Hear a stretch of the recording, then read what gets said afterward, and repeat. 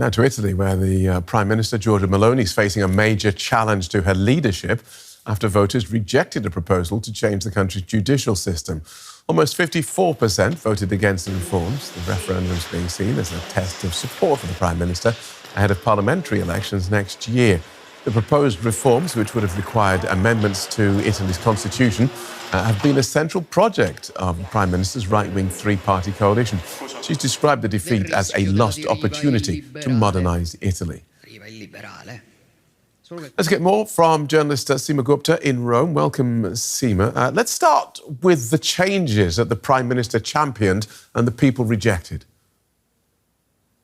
Yes, exactly. I mean, essentially, the Prime Minister made this her flagship reform, really, something that she championed and pushed really hard for, and spent a lot of political capital herself on the campaign, appearing in podcasts, on national TV programs, and pushing very hard for this yes vote. And we saw a very big turnout, and yet it was a significant loss. A huge number of young people in particular voted against the reforms. And so it really is a stinging defeat for her. Her image that she's had so far in the last 4 years is one of stability, relative stability in Italian politics. And she's almost seen as invincible. But this time round, a massive dent in that image with this defeat. And while she has made it clear she's planning to continue her mandate, she has no intentions of resigning. The general elections are only in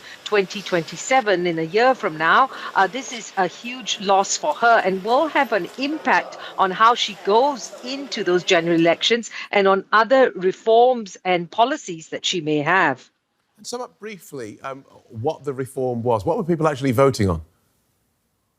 Well, they were voting on these judicial reforms. The centre-right has been pushing this for a number of years. They say that there's too cozy a relationship between judges and prosecutors. So it's quite technical, but in essence, it's about consolidating the separation of the career paths of judges and public prosecutors, and also splitting the judicial self-governing body that looks into these groups into two separate entities. And the makeup of those entities also would be decided in a different way. First off, by drawing lots from the eligible judges and prosecutors, as well as drawing lots from another list that has actually been approved by the parliamentary majority. Now, the government said that this would create fewer factions within this group of bodies, but the critics say that this actually will result in more political interference and will undermine the judicial independence. So the people clearly did not want to see this reform. And the fact that this campaign became very intense and sharpened political divisions, in the end, it became almost a referendum on the government of Giorgia Meloni. It's an interesting conundrum, isn't it? Because I've been looking at figures today that say that only 40% of Italians trust the country's judiciary, and yet they also distrust any attempt to change the system.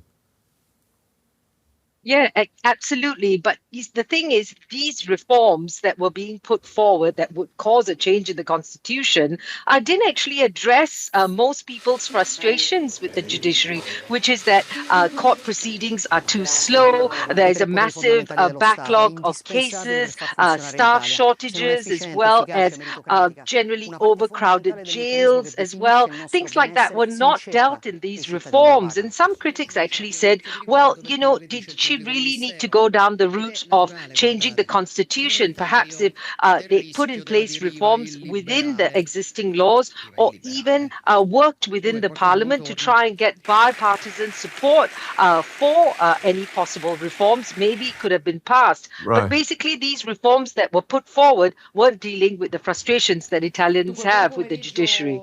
Thank you for that, Seema Gupta in Rome.